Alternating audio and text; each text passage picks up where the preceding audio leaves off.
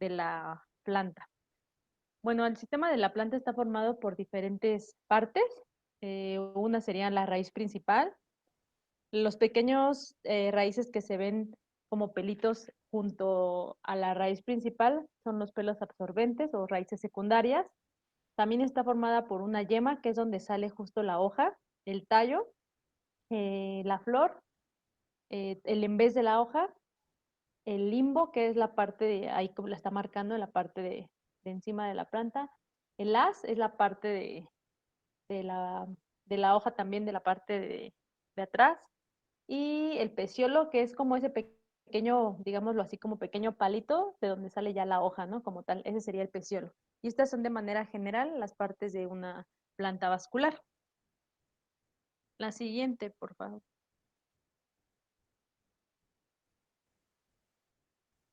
Bueno, pero ¿cuál es la función de cada componente de este tipo de las plantas? Bueno, la raíz, además de que va a fijar la planta al suelo, eh, es la encargada de que va a distribuir todas estas sales minerales y todos los nutrientes a través del suelo hacia la planta. El tallo lo que va a hacer es que aparte de darle soporte a las hojas, flores y frutos, va a ayudar a conducir todo el agua y también los sales minerales, pero a través del tallo hacia las hojas, ¿no? En la parte, digamos, más superior. Otros componentes son las hojas. Las hojas son órganos especializados en captar la energía solar. Esto lo hacen a través de la fotosíntesis, que la fotosíntesis es cuando absorben la energía del sol, absorben también agua, sales minerales y otros componentes como el CO2 para convertirlo todo en energía y también expedir lo que sería el oxígeno hacia la atmósfera, ¿no? Las hojas también producen sustancias orgánicas por medio de la fotosíntesis, como les comentaba, que sería la glucosa, que es energía, son unos tipos de azúcares que se producen en las plantas. Es por eso que decimos que los organismos, como las plantas, son heterótrofos, perdón, autótrofos, es que sí, que quieren producir su propio alimento, ¿no? Y también mediante las hojas lo que hacen es que liberan vapor de agua mediante la transpiración. Otro componente son las flores o las inflorescencias. Por ejemplo, flores, digamos em, no sé, una gardenia, y en cambio, por ejemplo, las inflorescencias lo podemos ver como los girasoles, ¿no? O las margaritas. Nosotros conocemos, por ejemplo, comúnmente a los girasoles o margaritas como pétalos, pero si nosotros arrancamos ese pétalo, esa es una flor, ¿no?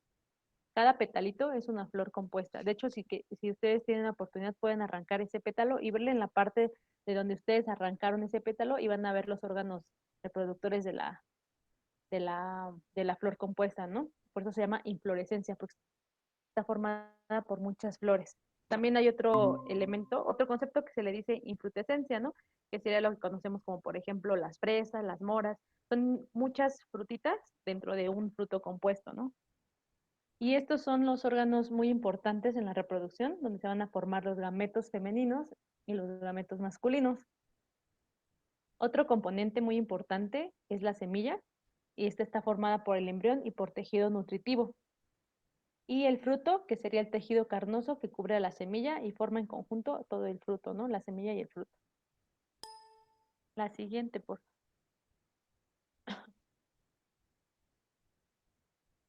Bueno, pero como en esta sesión, como les comentaba, vamos a enfocarnos a lo que son las semillas, ¿no? Para conocer un poco más de esto.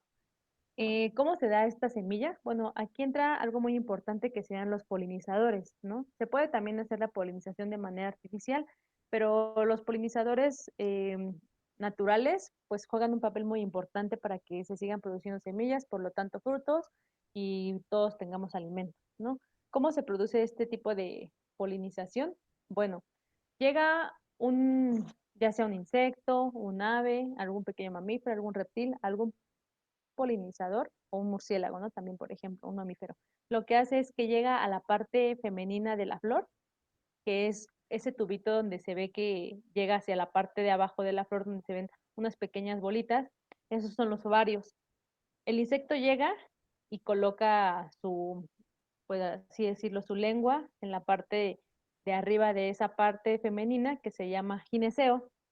Lo que hace es que al momento de estar tocando la flor para alimentarse del néctar que existe, con sus patitas o con algunas estructuras especializadas, lo que hace es que obtiene o se le pega el polen. ese insecto, ese polinizador, se va a otra flor y lleva ese polen a otra flor, ¿no? Ese polen entra por la parte que les comento que es la femenina, todo el gineceo, y llega a los ovarios. Así se producen las semillas, ¿no? Entonces las semillas se forman a partir de la fecundación, donde intervienen el ovario de las flores y los granos de polen.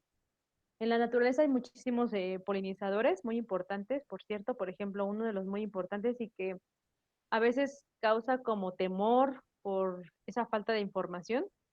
No sé si los conozcan o bueno, que sepan que son polinizadores los murciélagos, ¿no? Los murciélagos son muy importantes. De hecho, sin murciélagos no tendríamos como estas bebidas naturales en México, que son patrimonio, como el pulque, el mezcal, el tequila. Entonces, todos los polinizadores juegan un papel muy importante. Si los polinizadores están en peligro, todo el ecosistema, cualquier ecosistema está en peligro, ¿no? Inclusive, obviamente, nosotros, porque no tendríamos alimento. La siguiente, por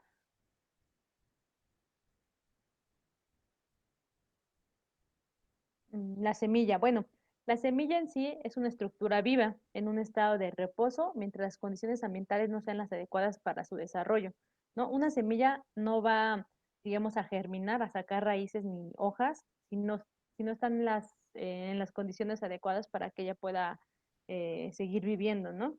Entonces estas semillas entran en un periodo de latencia. ¿Qué es esto? Que reposan hasta que las condiciones sean adecuadas para que puedan germinar. Bueno, la semilla, aquí hay un pequeño esquema. La semilla está formada por un embrión, un cotiledón. Los cotiledones son esas primeras hojas que va a tener la planta, ¿no? Las primeras hojas que se desarrollan se llaman cotiledones. Cuando la planta está pequeña se le conoce como plántula, ¿no? También, por ejemplo, la semilla está formada por un pericarpio. El pericarpio es todo lo que rodea como esa masa y ese, como el néctar y todo lo que nosotros tenemos alrededor del fruto, que rodea al hueso, por ejemplo, sería el pericarpio. Está el endocarpio, está otra capa que se llama mesocarpio y está lo que sería como la cáscara, el epicarpio. Por ejemplo, lo que nosotros nos comemos, por ejemplo, en el coco, es el endocarpio también, ¿no? Todo eso, el mesocarpio sería como lo blanco y el endocarpio que no se ha formado bien para hacerse como un mesocarpio más grueso sería el juguito del coco, ¿no? Eso es lo que nosotros nos estamos comiendo, ¿no? Nos estamos tomando esa parte nutritiva. Y por cierto, tiene muchos nutrientes, ¿no? Esos nutrientes es una fuente de reserva justo para el embrión, para que pueda seguir desarrollándose. La siguiente, porfa.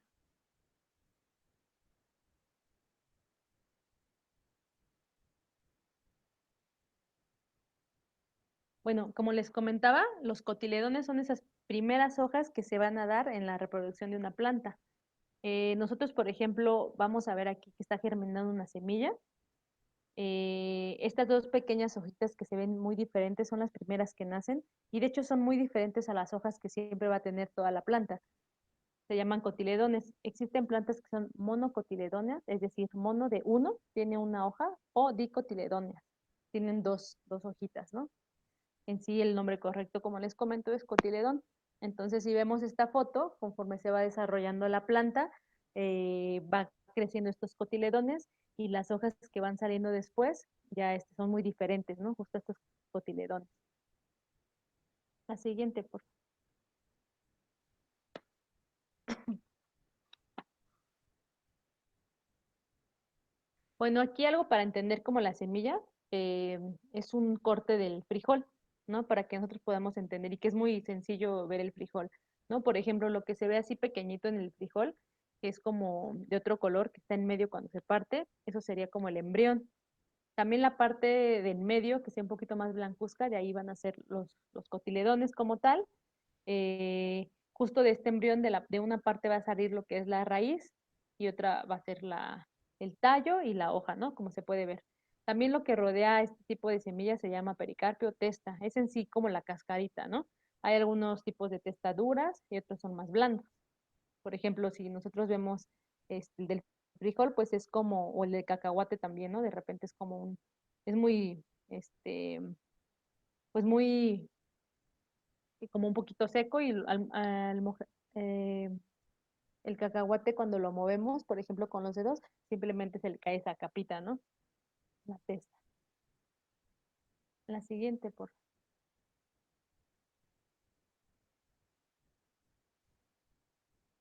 Bueno, aquí vemos una imagen de la germinación de un arce, que le llaman falso plátano, como les comentaba acerca de los cotiledones, ¿no? Vamos viendo cómo la semilla va a empezar a germinar, va a empezar a sacar unas raíces y va a empezar a sacar lo que serían los cotiledones, ¿no? Aquí está, se pueden ver dos diferentes hojas, ¿no? Bueno, dos cotiledones. Entonces ya las hojas son muy diferentes. Cuando empieza a madurar y a ser más grande la planta, estos cotiledones se van a caer y va a quedar solamente las hojas que son parte ya de la planta como tal. La siguiente, por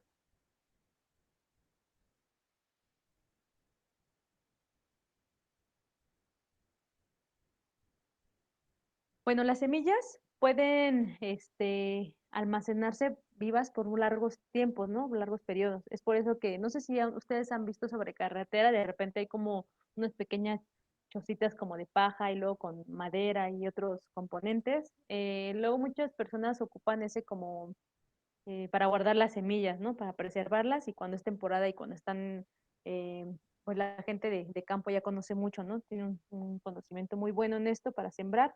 Cuando ellos saben que es el momento exacto para sembrar, lo que hacen es eh, tomar esas semillas que están guardando para que puedan germinar, ¿no? Más del 90% de sus semillas. También es importante saber cuándo germinar nuestras semillas. Hay algunas semillas, o por ejemplo, cuando vamos a comprar alguna fruta, el mango no siempre está, ¿no? O la fresa no siempre está. Lo bueno y todo siempre será consumir alimentos que sean de temporada.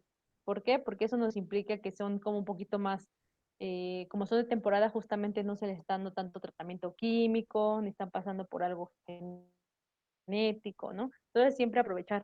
Por ejemplo, ahorita lo que está en temporada, a diferencia este, bueno, los elotes, ¿no? A diferencia del maíz que siempre tenemos todo el año para los elotes, es muy pequeño el grano. Y ahorita el que está en temporada es un maíz, no sé si lo conozcan, el elote es muy grande, el grano, se llama cacahuacentle. Ese es de temporada y ahorita es cuando se tiene que aprovechar, ¿no? Consumir todos esos alimentos también para apoyar a los campesinos. Bueno, durante los años buenos, las semillas son abundantes, ¿no? Sanas y con alta viabilidad, mientras que en los años malos, estas son escasas, mal desarrolladas y de baja viabilidad. Es de aquí la importancia, por eso, de lo que les venimos comentando en diferentes clases acerca de el suelo esté sano y también todo lo que implica el cambio climático, el aumento de temperatura, la contaminación, porque si hay sequías, no van a ser no se van a producir tantas semillas, ¿no? O por ejemplo, si estamos regando o utilizando mucho químico en las siembras, tampoco va a haber muchos polinizadores, por lo tanto no va a haber frutos y por lo tanto no va a haber pues tantas semillas, ¿no? Entonces es importante como darle atención a todo lo que pues genera esto, ¿no? Tanto que sea bueno o que sea malo. También, por ejemplo, si nosotros tenemos un suelo sano, también la semilla va a estar sana, ¿no? Y va a tener diferentes propiedades también.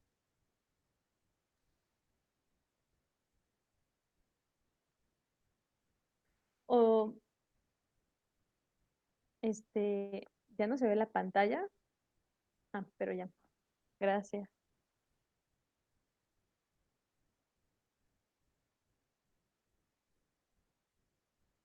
Y bueno, como les comentaba, ¿no? Esta variación está ligada a la calidad de la estación.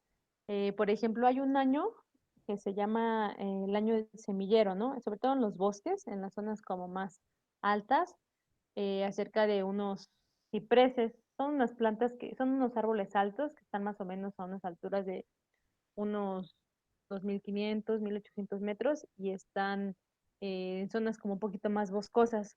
Se les conoce comúnmente como coníferas.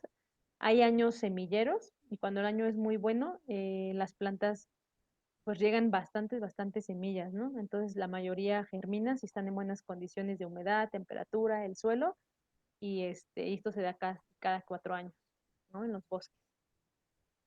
Bueno, pero estas semillas también tienen un método de dispersión para que puedan llegar ya sea a germinar, ¿no? Y ser plantas sanas. Bueno, hay diferentes tipos, como les comento. Uno sería anemócora. Esto es por acción del viento, por eso les pongo una imagen ahí del diente de león. Cuando nosotros vemos un diente de león, esta planta que así la conocemos, cuando soplamos, empiezan a volar todas estas como, bueno, son semillas, ¿no? Empiezan a volar todas estas cositas blancas. Lo que hacen ellas es que tienen un método para que ellas puedan dispersarse por medio del viento. Entonces, cuando nosotros les soplamos, ellas activan este mecanismo que son las como cositas blancas, son como unas pequeñas plumitas que les ayudan a alejarse lo más que ellas puedan para irse para dispersarse y que puedan llegar a otras zonas a colonizar, ¿no? Esto sería como anemócora por el viento. Otra sería hidrócora, que sería por el agua, ¿no? Como la palabra hidro, ¿no? De agua, lo dice. Esto es comúnmente, por ejemplo, con el coco, ¿no? Que es la semilla más grande. El coco se puede, cuando el coco cae en las palmeras, pues normalmente siempre hay agua en zonas naturales, entonces se puede dispersar así, ¿no? Por medio del agua. Otra sería zócora, puede ser epi, puede ser endo. eh, por ejemplo, una sería que es sobre algo, ¿no? Por ejemplo, cuando pasa un animal, no sé, sobre alguna planta, se le quedan pegadas como esas pequeñas semillitas, ¿no? Esa es la función de la semilla, que tiene algunas pequeñas estructuras para justo pegarse en piel o en algunos pelitos o hasta la ropa, ¿no? Cuando vamos caminando y de repente se te pegan como pues pequeñas bolitas, ¿no? Es porque tienen estas estructuras para poderse adherir a los pelitos, a la piel y poder llegar a otras zonas, ¿no? Esa es la función de ellas. Y otra sería que las semillas se pueden dispersar también por medio de los animales, pero por ejemplo, cuando estos animales se las comen, ¿no? A lo mejor un ave está comiendo algún fruto, se come todo y va volando y al momento de que ellos hacen, digieren este fruto, al momento de defecar, en las heces llegan a caer las semillas, ¿no? Esto es necesario para algunos tipos de semillas pasar por el tracto digestivo de estos animales para que realmente la semilla pueda germinar. Entonces ya también es como una coevolución, por así decirlo, es decir, que evoluciona eh, como al tiempo de ciertos animales, ¿no? Ciertas plantas, hasta la forma, ¿no? Hasta la forma de polinización.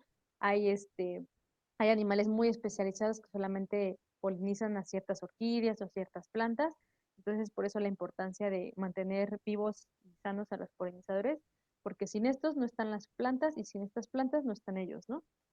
Otro sería dispersión también mecánica. Esto se da mucho, por ejemplo, en algunas plantas y en hongos, que tienen unas pequeñas como mecanismos de bombas.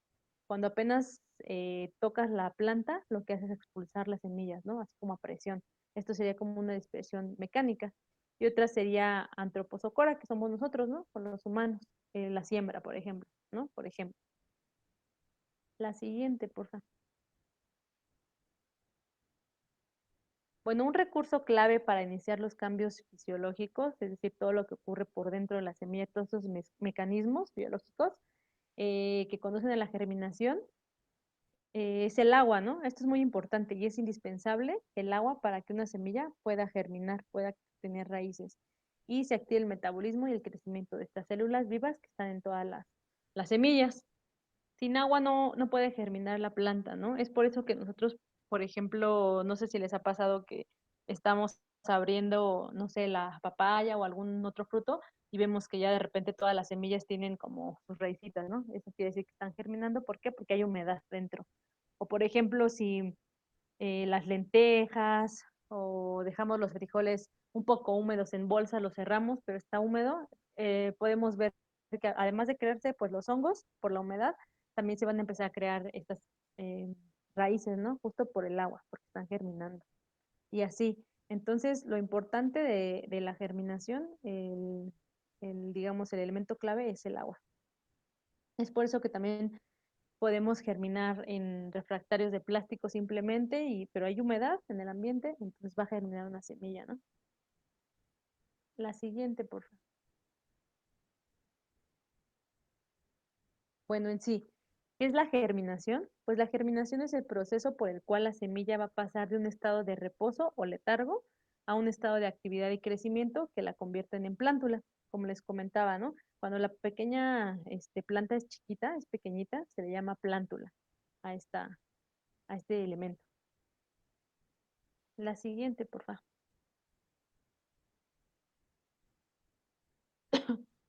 Ahí se movió. Bueno, la germinación. Este tipo de germinación, bueno, más bien la germinación, tiene tres fases, ¿no? La primera fase va a ser se va a dar cuando empieza a absorber agua, ¿no? Lo que va a causar que se hincha esta semilla y va a causar la ruptura final de la testa, es decir, lo que les decía que cubre al embrión, ¿no? A lo que vemos la capita externa de la semilla. Esta agua lo que hace es que se hincha, entonces por eso se rompe esta testa. Esta es la parte uno, digo, la fase uno, que es cuando empieza a absorber y se empieza a preparar todos los elementos, toda la parte fisiológica de la semilla para que pueda dar raíces. La segunda fase sería el inicio de la actividad enzimática, ¿no? Todas las enzimas empiezan a, pues, a tener acciones diferentes y el metabolismo respiratorio también. Aquí es cuando empiezan a activarse las auxinas. ¿Qué son las auxinas? Pues son las enzimas de crecimiento de las raíces. Entonces aquí es muy importante en la fase 2, ¿no? Es cuando empezamos a ver un pequeño movimiento, bueno, eh, unas pequeñas señales de que ya empieza a haber un poco de actividad mayor de las auxinas, ¿no? Lo que les comento de que empieza a haber raíces. Porque si vemos nosotros, por ejemplo, cuando se están germinando los frijoles que están húmedos, vemos que el frijol ya está más gordo, ¿no? Quiere decir que ya está hinchado. Ya pasó la fase uno y está llegando a la fase 2, ¿no? Y bueno, la fase 3 sería que hay división celular, ¿no? Que provoca ya justo la emergencia de las raíces ya bien formadas, ¿no? Esto sería ya el inicio de la germinación. Entre la fase uno y la fase 2 ya está pasando esta fase 3, que sería la presencia de raíces. La siguiente, por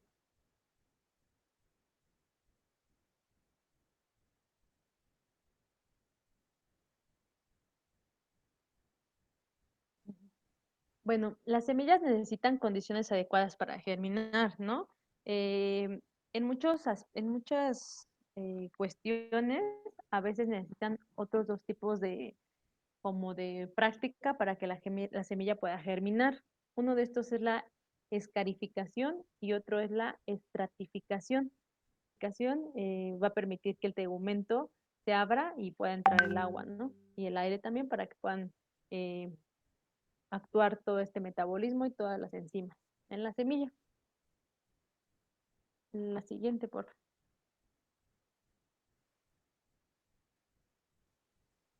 Bueno, también hay patrones de germinación retardada en las semillas.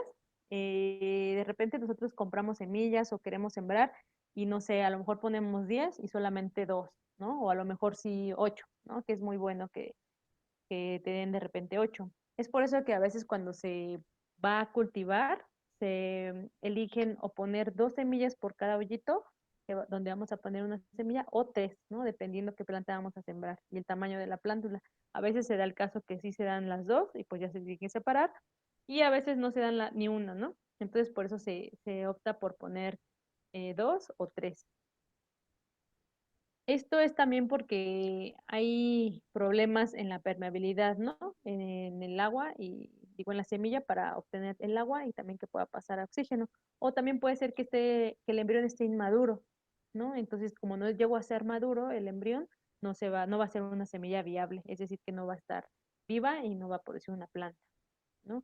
Hay muchos como pruebas caseras que se hacen así como de forma rápida para ver si está maduro el embrión y para ver si no está maduro. Una de estas es tomar las semillas, las ponen en un vaso de agua, como en esta foto, y las que flotan quiere decir que están muertas, ¿no? Que el embrión no es viable. Entonces se desechan esas semillas y se siembran las que no flotaron. Eso quiere decir que el embrión está vivo. La siguiente, porfa. Bueno, también podemos forzar la germinación, ¿no? De algunas semillas cuando queremos que germinen vaya más rápido. Esto también es utilizado con diferentes sustratos, como ya les comentaba en una clase mi compañera Denise acerca del pitmos, ¿no? También podemos utilizar diferentes sustratos justo para, este, para germinar, ¿no? Las semillas. Entonces, por ejemplo, una de estas sería forzar la germinación. Un método sería muy sencillo casero, envolver las semillas con un papel de cocina y dejarlas humedecidas de forma constante. Esto es de 10 a 15 días en un vaso. Esto más que nada porque, como les comentaba, el agua es el elemento clave. Y a todos creo que nos ha pasado, o a la mayoría, que en la escuela, ¿no? En la primaria nos dejaban germinar frijoles. ¿Y cómo lo hacíamos? Si no usábamos tierra, lo hacíamos con algodón, ¿no? Es como les comento aquí, otro método similar también sería usar algodón húmedo. Por eso cuando nosotros veíamos el frijol, empezaba a sacar semillas y de repente se hacía una planta, ¿no? Una vez que estas plantas ya tienen raíz, no se van a mantener simplemente en el algodón mojado o en la servilleta mojada, tienen que tener un medio que les dé esos nutrientes necesarios para que pueda crecer la planta, ¿no? Y completar todo su ciclo de vida, es decir, que sea sus frutos o sus semillas o sus flores, ¿no? Dependiendo de qué tipo de planta es. Otro también sería una bolsa de plástico cerrada y mantenerla humedecida siempre, ¿no? Para que pueda actuar las auxinas, estas enzimas de enraizar. Bueno, la siguiente, porfa.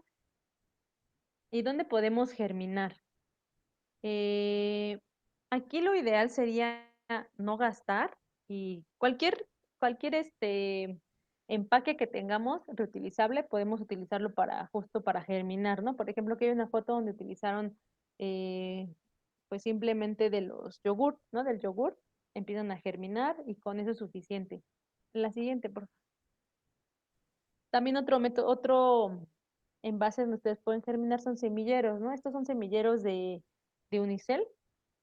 Pero como les comento, lo ideal sería pues no gastar y tampoco comprar como algo también que probablemente mm, se haga basura después, ¿no? O sea, tratar de reutilizar todo lo que más podamos. La siguiente, por favor. También hay semilleros de plástico, ¿no? Estos son semilleros de unicel. O también podemos germinar en huevo, ¿no? La cáscara de huevo. Otra, porfa. También podemos germinar justo donde viene el huevo, ¿no? Ya sea de plástico o de cartón. La siguiente. Lo ideal sería, por ejemplo, estar con atomizador, ¿no? Para no dejar secar la- el sustrato. O también lo podemos hacer directo en la tierra, ¿no? Como les comentaba, se siembran a veces 2 semillas por cada hoyito o unas tres, ¿no? Y dependiendo de lo que se quiera plantar. Y otra sería, la siguiente, y otra sería en cartoncitos de rollo de papel. Lamentablemente, como tuve un problema con la cámara, no les podía enseñar cómo hacer estos em, semilleros con los rollos de papel. Pero si ustedes tienen el rollo de papel, o sea, es bueno no tirarlos y darles otro uso, ¿no? Lo que se hace es sencillo, es nada más se cortan, si lo quieren más pequeño, a la mitad. Se hacen 4 cortes, así como en cruz, en la parte de abajo de los rollos y se doblan. Esto es para que se quede así como un vasito de cartón, ¿no? Ahí pueden germinar también cualquier tipo de semilla, ¿no? En todos estos refractarios que les muestro pueden germinar cualquier tipo de semilla. Lo ideal, acuérdense que es el agua, ¿no? El elemento clave para que pueda germinar. También para que puedan germinar semillas, lo ideal sería que el sustrato que vamos a utilizar sea como muy ligero, ¿no? Sea muy, muy ligero. Por eso se recomienda que si vamos a germinar semillas, el suelo sea pues pequeño, ¿no? Las partículas pequeñas. Entonces lo que podemos hacer es utilizar una coladera de casera, ¿no? Una coladera casera o hacer nuestra coladera y colar justo esta tierra para que todas las partículas pequeñas pasen y esa tierra es la que nosotros vamos a ocupar para germinar las semillas. ¿Por qué? Porque las raíces son muy pequeñas, ¿no? Son muy delgaditas cuando está pequeña la plántula. Entonces, le va a costar menos a la raíz, va a gastar menos energía en poder ir hacia abajo, ¿no? Hacia la parte inferior de la tierra. En cambio, si nosotros ponemos material como más pesado, con, no sé, tezontle grande y mezclar la tierra con tezontle o otra piedra más pesada, lo que vamos a hacer es que la planta le va a costar más trabajo, va a gastar más energía en poder llegar hacia la parte de abajo, ¿no? Las raíces siempre tienen un movimiento hacia el agua, entonces van a empezar a buscar agua hacia abajo. Eso es natural en las plantas, ¿no? Es un tipo de movimiento que presenta la raíz. Por eso lo ideal sería cuando vamos a preparar el sustrato para las semillas, cualquier tipo de semilla, prepararlo, ¿no? Ya sea para cactus, para suculentas, para hortalizas, para carnívoras, para eh, nochebuenas, ¿no? Preparar el sustrato cuando son pequeñas. Entonces lo ideal sería colar y eso que colamos, germinar, ¿no? O también es lo que ocupamos, lo que se puede ocupar si quieren germinar, como decía, es el algodón, el papel mojado. Podemos ocupar también otro mineral que se llama agrolita, perlita. Digo, eso es para ya si quieren gastar, pero si no quieren gastar, pues nada más con que tengamos el algodón húmedo o algo que haga que salga en la raíz. Una vez que ya tenemos una plantolita pequeña, ya la pasamos a tierra. ¿Por qué? Porque necesita nutrientes, ¿no? No puede vivir simplemente en, en agua o en algo mojado. Por ejemplo, hay plantas pequeñas acuáticas que las, no sé, agua de la llave y ponemos la planta y enraiza y ya vive. Pero no va a vivir mucho tiempo, ¿por qué? Porque necesitan nutrientes, ¿no? Las plantas acuáticas, aunque estén, o sea, en el agua, por ejemplo, el lirio, tienen nutrientes, ¿no? O sea, no es agua así como nada más de la llave ya, tiene nutrientes. Es por eso que si quieren plantas en agua, tiene que llevar nutrientes. Es de ahí por eso la hidroponía, ¿no? No solo es agua, son minerales disueltos también. Y bueno, con esto sería como la parte introductoria de la parte de las semillas. Es un poquito más conceptual para que entendamos cómo se forma la semilla y todo esto. Y ya mis compañeras y la siguiente semana también vamos a seguir hablando de semillas, de semilleros y vamos a comenzar a sembrar. No sé si tengan alguna duda. ¿Alguien?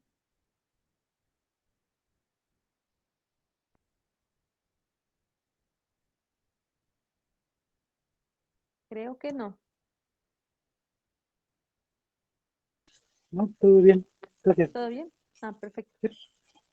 Bueno, pues entonces los esperamos en la siguiente sesión el día de mañana igual a las 5 y les vamos a pasar la liga. ¿Ok? Y pues gracias.